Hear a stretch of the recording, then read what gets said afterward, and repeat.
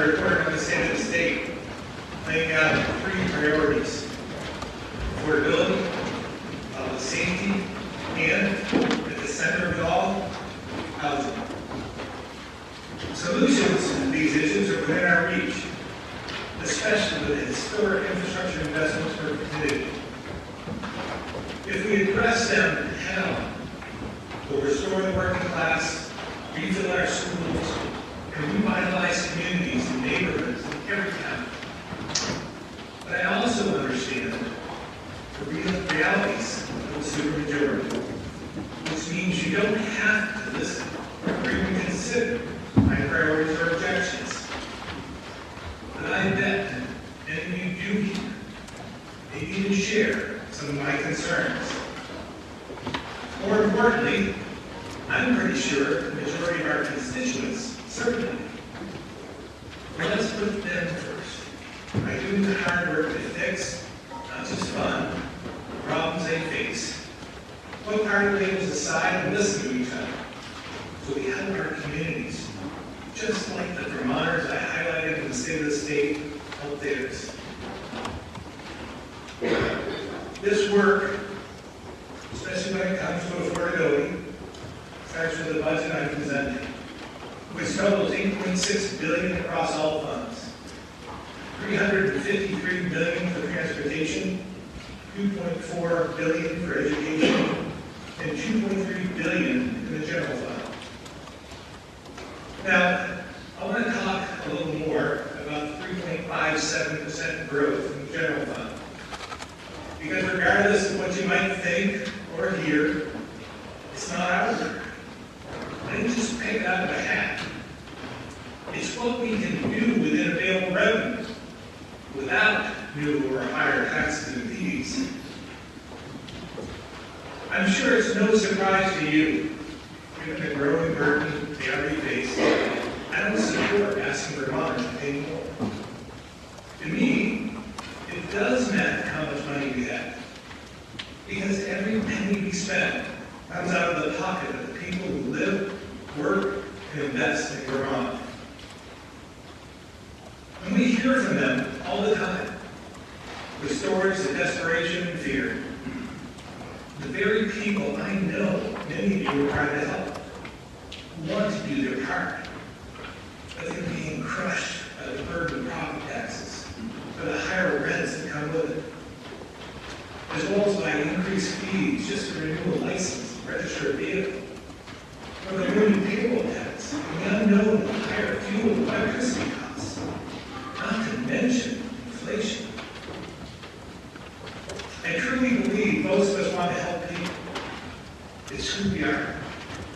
But burdening them with more taxes, fees, and other costs is not the way to do it, especially when they have less expensive options. So, instead of taking the easy route, we dug deep to fund existing work and priorities, all within available resources. And despite the recent upgrade in revenue, this is still going to be a tough budget year. And here's why.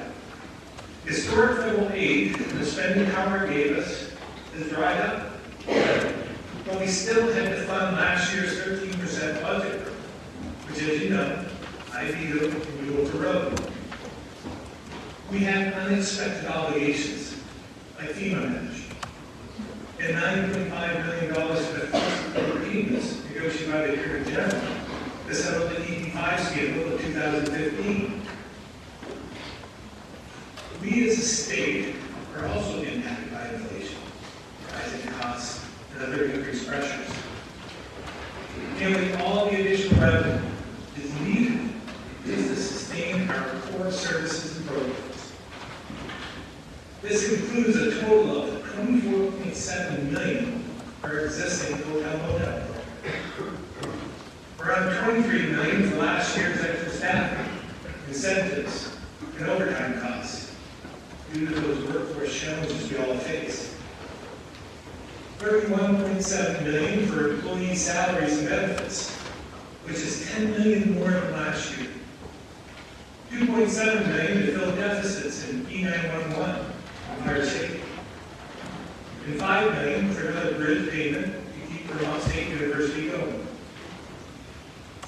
And this year's payment for pensions increased to over $485 million. As a reminder, we put almost $2 billion into it within the last 5 years. And the experts say we're still about $4.7 billion shy of fully funding. Some of this is for critical needs and services. A lot of it is because we didn't get ahead of the problem early. So now, the added money doesn't necessarily bring better outcomes or more services. It just keeps us afloat.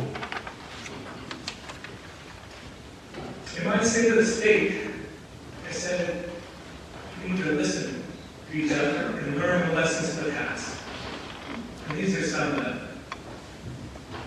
When we spend beyond our means, it catches up to us. And ultimately, the taxpayers. And when we fail to address the fundamentals of decades-old problems, they get worse, making it harder to find money to catch up.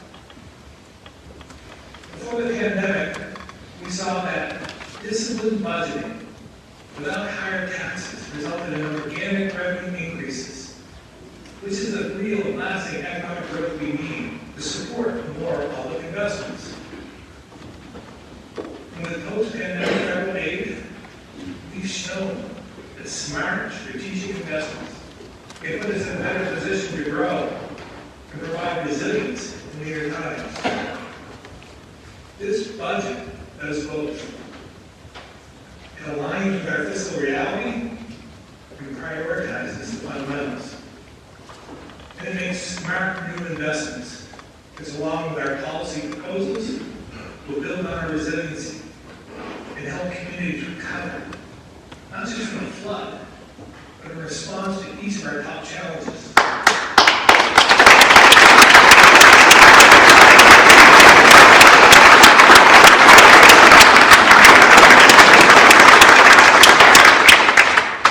We know affordability isn't just about taxes and fees, so let's talk about healthcare. In the past, we've acted to support dental care, home health, and more. This year, let's stabilize rates for nursing homes and rehabilitation centers with a $4.2 million increase, which secures another $4.7 million from the feds. So we're not reliant on emergency funding year after year. And we'll continue to move away from fee-for-service. The Centers for Medicare and Medicaid Services are advancing a national model on healthcare reform. It's called AHEAD, which builds upon the innovation of states, specifically citing Vermont's all-payer ACO model. Like our approach, it includes Medicare, Medicaid, and commercial insurance, using a global payment instead of paying for each service, increasing investment in primary care, and emphasizing collaboration amongst providers. We know we've had our share of challenges, but we're moving in the right direction. And we can work with the Biden administration to do more. So my budget includes $3.9 million to transition to these new tools, to improve patient outcomes, increase health equity, and slow the growth in costs for Vermonters. While this is important work, job number one for addressing affordability and sustainability is to bring more working families to our state. Remember those three numbers that I shared in the state of the state? 14, 28, and 48. 14,000 fewer kids, 28,000 fewer in the prime working age, and 48,000 more at the age of 65.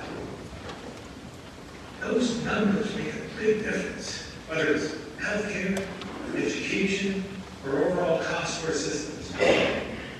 Until we address demographics, we'll continue to struggle. So while we fix these fundamentals, we'll need to constantly look for ways to contain costs and improve outcomes. That includes education. property tax bills rise by an estimated 17.3%. Vermonters can't afford this increase. And when you consider it comes with stagnant or declining enrollment, troubling test scores, none of us should be okay with it. But we have to be honest. It's not something we can simply buy down or take from another pocket.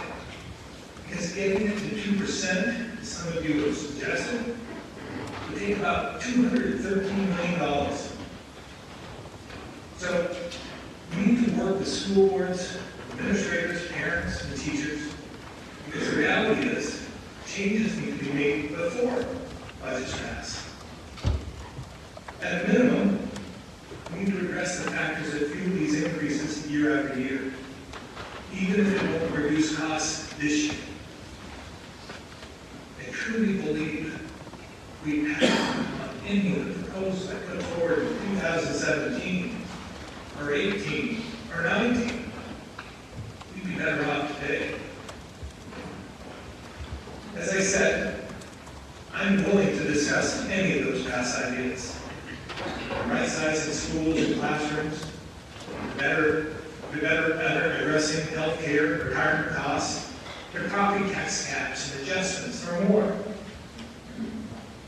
Maybe we need to revisit and undo some of the things we've done that added to school pressure, or rethink the funding formula. But I'm not naive.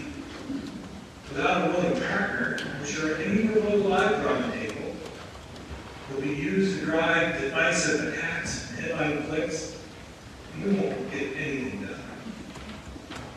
To be clear, I'm here, ready to work on these ideas, or any of yours, whenever you are, to contain costs and improve outcomes. So for those who understand the challenges at hand, who recognize this is not a political issue, it's a people issue, and agree the trajectory we're on is not sustainable or good for our kids, let's work together.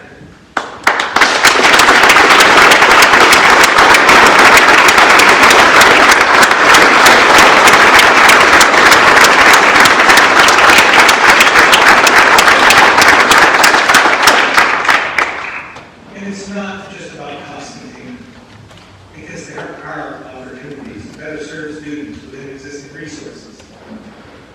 National and state tests show less than half of our 3rd and 4th graders are reading at grade level. And the results are similar when it comes to math. So we're proposing new strategies and more tools to improve reading levels, strengthen training, and refocus on proven techniques to help teachers and students.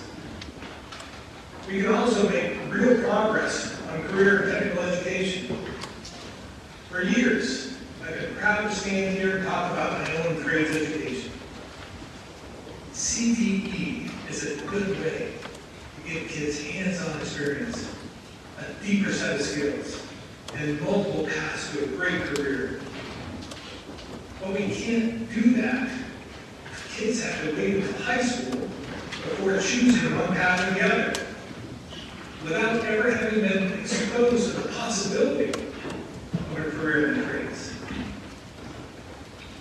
So let's get to them earlier and show them the opportunities. If we fund CTE centers directly, we can put an end to the competition between sending schools and tech centers for students and tuition dollars. We can eliminate the barriers keeping kids out of programs because a center happens to be full. We can show students the variety of careers and skills available, and making sure everyone, regardless of track, has a chance to explore tech courses and real career opportunities. There's no doubt we need more tradespeople, more construction and healthcare workers, auto and aviation techs, IT professionals, and more, just to keep all the things we count on going. We also know a large number of students graduate from high school and don't pursue further training. With CTE, we can set them on a better path. With children, and local businesses willing to hire them on the spot. We're already working with many of you on literacy and CTE, and I truly, truly appreciate the collaboration.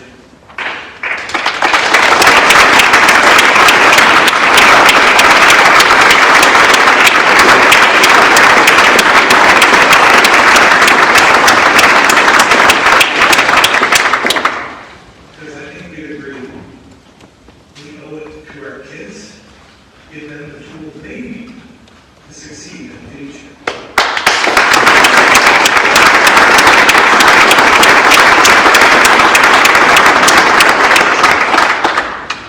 A nation-leading critical career education system is essential to keeping and attracting more working men and revitalizing communities throughout the state.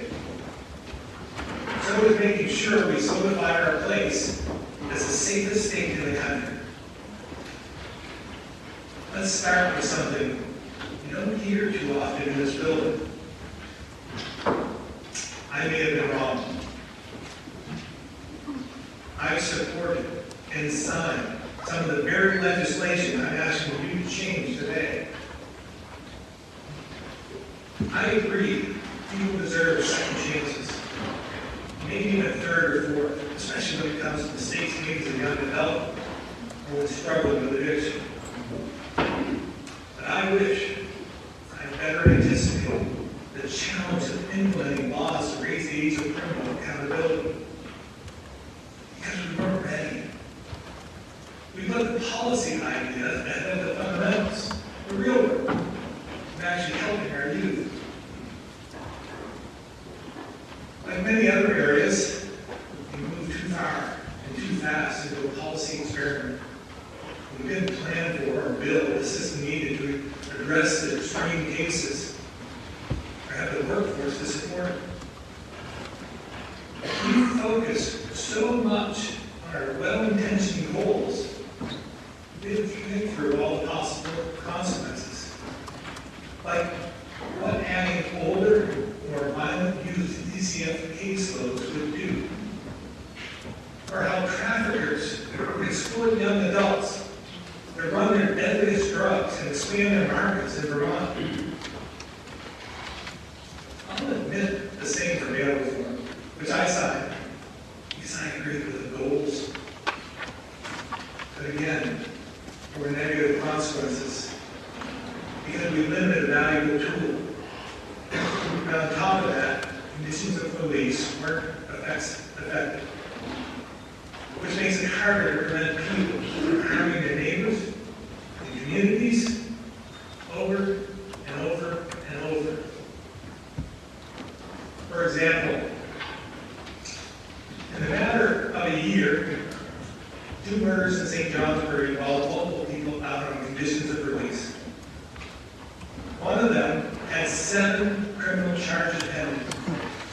They were all free and involved in these homicides.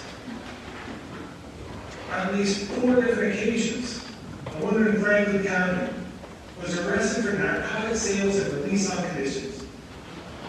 But instead of being jailed, she continued selling crack and fentanyl. And by the way, she was also involved in a homicide in Weston, all because she wasn't held accountable. A man in Rutland had 35 criminal charges pending in state court, and 18 earlier cases of failing to appear. He continued to run free. 2 was picked up for stealing a firearm. And finally, the federal court had the good sense to detain him, pointing to a state record. All these policies were well-intentioned, but we must be honest. Some of the changes we made are harming our communities. You don't have to take it from me. Just talk to some of the police chiefs you see up in the balcony. In Bennington, Essex, Rutland, and Springfield. Or Brattleboro Police Chief Norma Hardy, who spoke with my team, noting she believed reforms were well-intentioned, she's seeing on the front lines, asked, at what point you decide things have to change? For small business owners in Millburg, it made clear you can have empathy for the factors that drive people to crime, and still want that crime to stop. For Dr. Levine, who works every day to improve public health and address the tragic loss of life to overdose, but also shares the concerns of law enforcement that our policies and lack of accountability leave us vulnerable to major drug traffickers. You see Vermont as a destination state. We've spent months talking to members of your communities, local police and select boards, judges, state's attorneys, and health professionals to build our reform package. It includes repealing 2018 bail changes and increasing accountability for those who violate conditions of release. I'll ask you to adjust, raise the age, and make sure we have the systems and tools in place before we take the next step.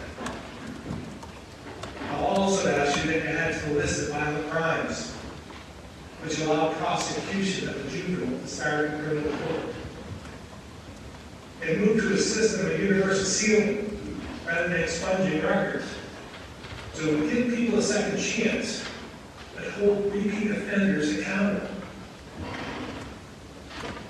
We need to continue talking about a secure facility for those who are mentally ill and in need of their community, and a process to restore competency when possible, building on our previous collaboration. I also propose updates to our drug laws to account for the rise in deadlier and more addictive drug combinations which are being injected into our communities by dealers and gangs controlled by international cartels. And when a death results from their lethal products, we should hold dealers accountable.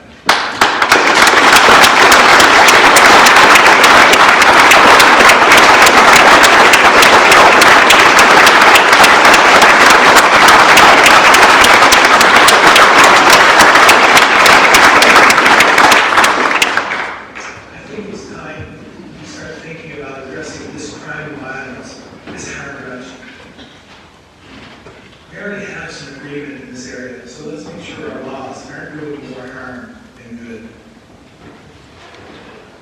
At the same time, we know issues like addiction and mental health are intertwined and are often the root of why people commit some of these crimes in the first place. And despite the trends we're seeing, Vermont remains a leader in addressing the opioid epidemic and addiction overall. I know other places have taken what some would call bold action. In many cases, their trends have gotten worse. Our hub and spoke model and focus on prevention, treatment, recovery, and enforcement is still effective. But we know fentanyl, now xylazine, change the game. So I agree, we need to do more. We are. The Department of Health, community partners, are expanding treatment and recovery services, adding satellite treatment hubs, using outreach workers to find those in need at shelters, homeless encampments, community spaces, and social service agencies, and putting recovery coaches in emergency departments and correctional facilities. And to reduce overdose deaths, we significantly expanded Narcan distribution and increase access to tools to test drugs for fentanyl and xylazine. We can build on this with $4.9 million in opioid settlement funds available this year. With it, we should expand staff and hours of operation with 3 or more existing hubs, while also finally opening one in Bennington. And support re-entry and recovery center work for those leaving corrections, as well as providing medical care and wraparound services. With another $1 million, we can make sure sure people don't lose out on the chance for recovery simply because they relapse. And we can help others in recovery, the housing they need. Prevention is still our best solution to this challenge. So we should dedicate $1.4 million to expand our school-based prevention services.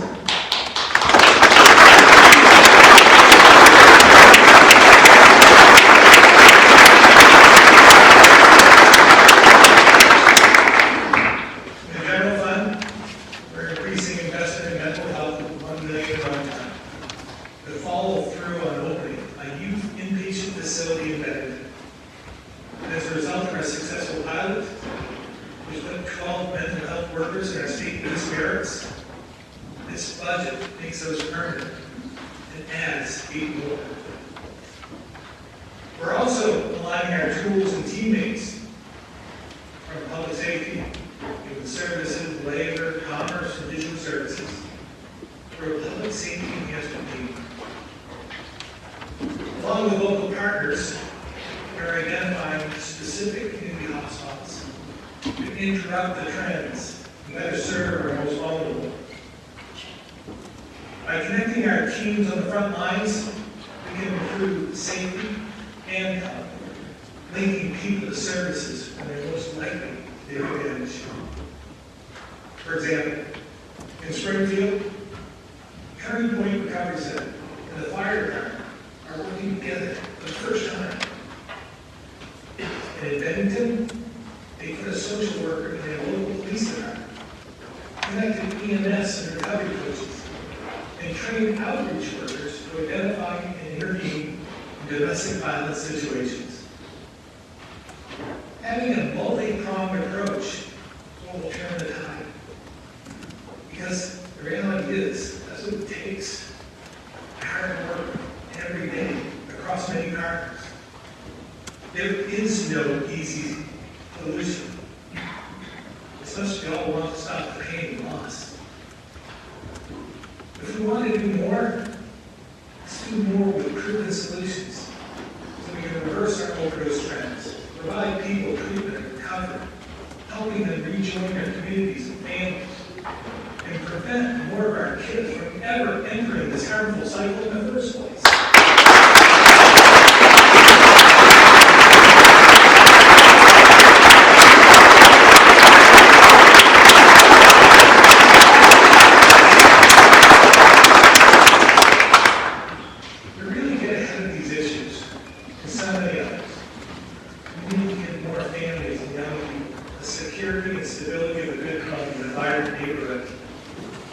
Most of us agree we need to act on our housing crisis. State and federal data, DHMA analysis, show there's a significant gap in every county. And our experience with historic spending and decades of anecdotes and case studies from home builders, including trusted nonprofits, shows it's too expensive, too slow, and too complicated to close this gap. But we have an opportunity to change this with bipartisan bills in both the House and Senate. First, let's spark more investment in our smaller, more disadvantaged areas by supporting the tax proposals of 8719. This will turn abandoned or run-down properties back into good homes for low and middle-income working families.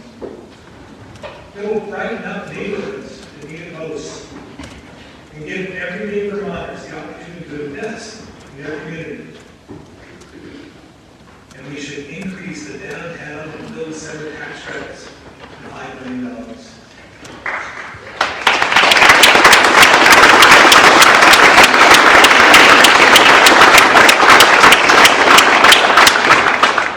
Next, with more common sense changes to local zoning, especially the Act 250 jurisdiction triggers, we can see more homes where we have the infrastructure to store them.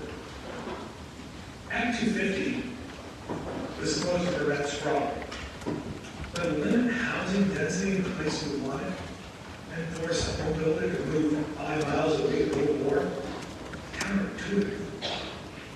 That seems to encourage more expensive with fewer units. It just doesn't make sense anymore. Even as an appeal system, it allows a small number of people to stop the project the vast majority want. It can also be used to exclude people with neighborhoods. The common sense changes in H719 and the similar version of consent make a real difference. Double the $6 million that go to your rehab. Get more units online quickly and affordably. As well as $4 million for healthy homes and $2 million for the mobile home improvement and repair program to help keep people housed. We'll also fund DCB nearly $24 million. That's $7.1 million to bird shelter capacity. The new biggest budget initiative for permanent supportive housing for homeless families.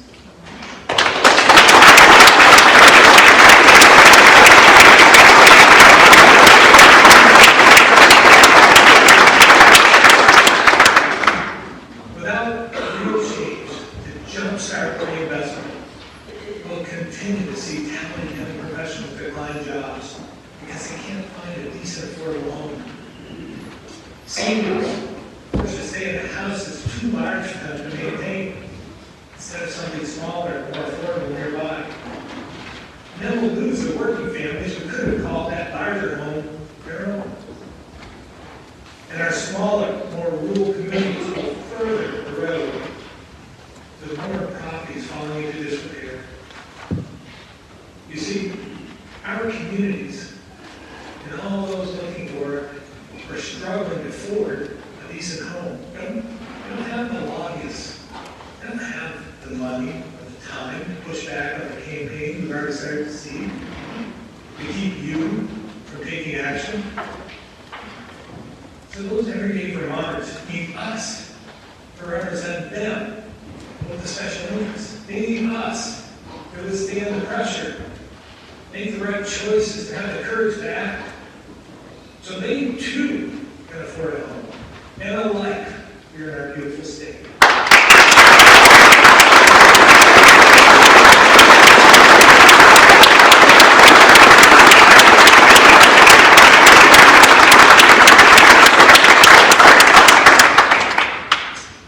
Here's the important part.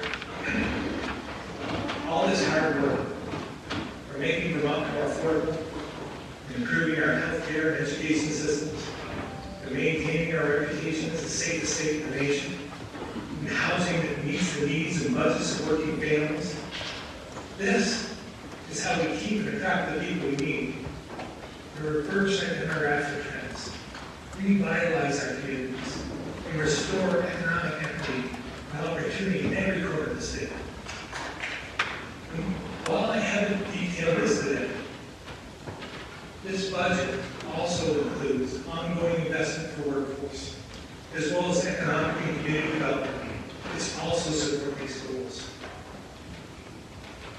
It's these fundamentals that help us do all the things we need to do to have welcoming and strong communities, invest in the social issues we care about, and support the people of our state so they can all be healthy, safe, and independent lives, full of opportunity. By investing to address our core challenges, rather than just spending, we'll get a better return now and into the future.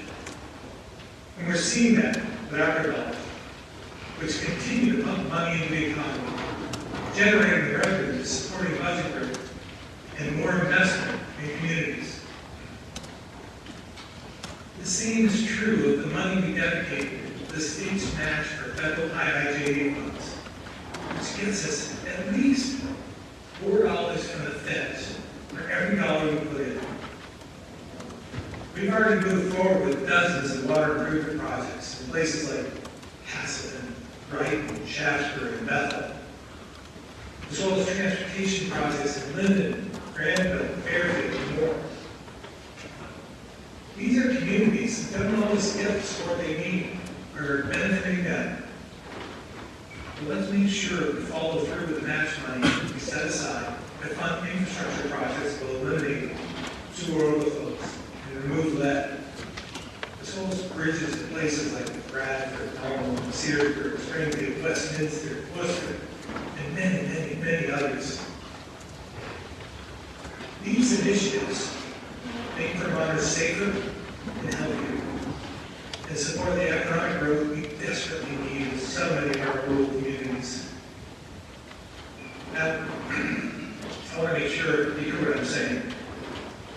Walking back from this strategy would be a huge mistake, because these smart investments will serve the communities we're here to represent and make our state budget more resilient for future ups and downs, helping us weather both financial and literal storms that are bound to come our way.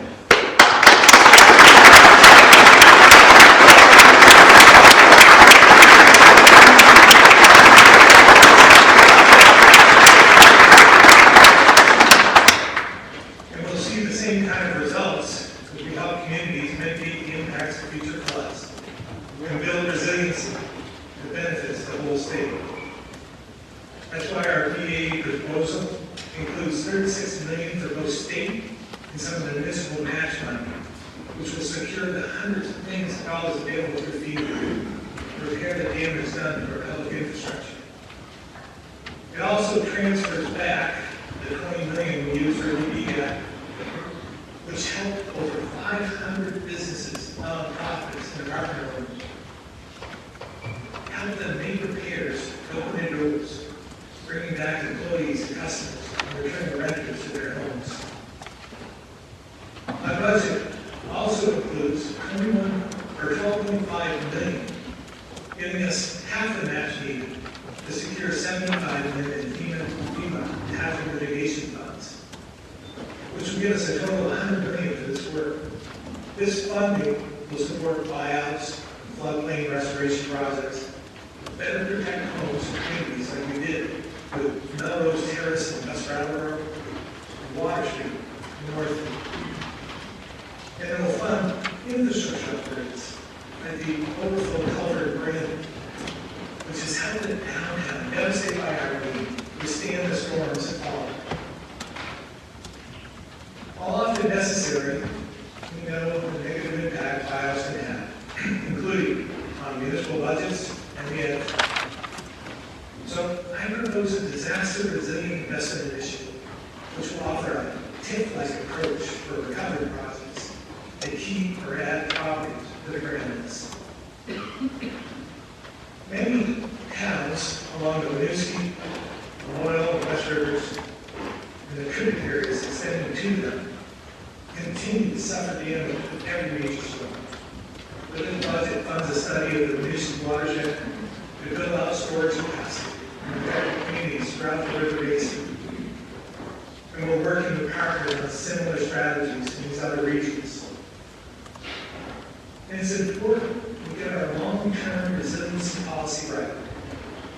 That's why my team is partnering with Treasurer Peacher to look ahead beyond our current work to build a truly comprehensive strategy. We should align it with the climate action plan because these issues go hand in hand. And a strategic, project-by-project approach is the best way to make progress on both. Look no further than our clean water plan. By doing the work to assess total need, we plan the project based on impact, and then found existing funding to implement. And we're showing measurable progress in repairing and protecting our waterways. So let's learn from that and do the hard work. We're not just spending, we're investing. We don't just make promises, we make real progress.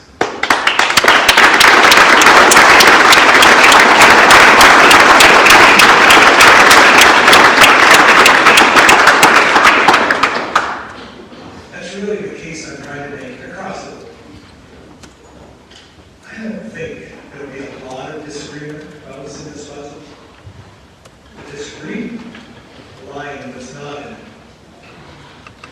Pretending we can fund everything isn't realistic.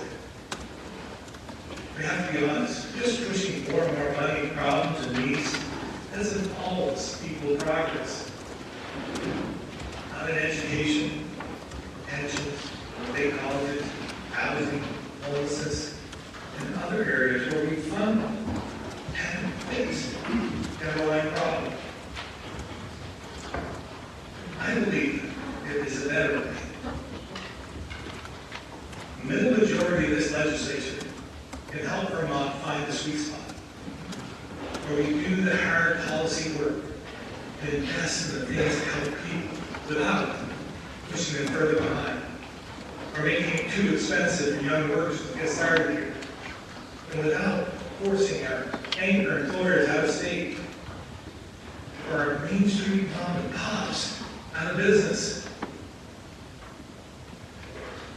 You see, I'm not even asking you to cross the aisle, which I've done in the last 20 years, by the way.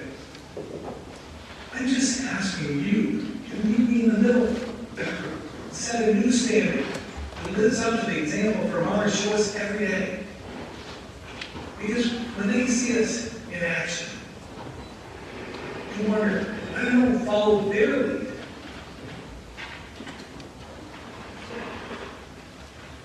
There are so many things we can achieve, so many shared goals we can reach, if we take the time to get it right, focus on the fundamentals, and follow through, making steady progress at a pace Vermonters can afford.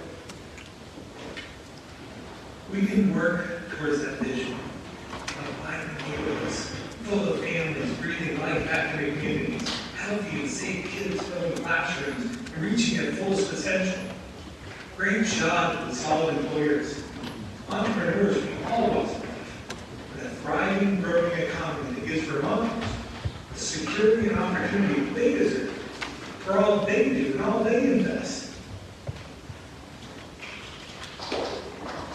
I know we can get there. And I've never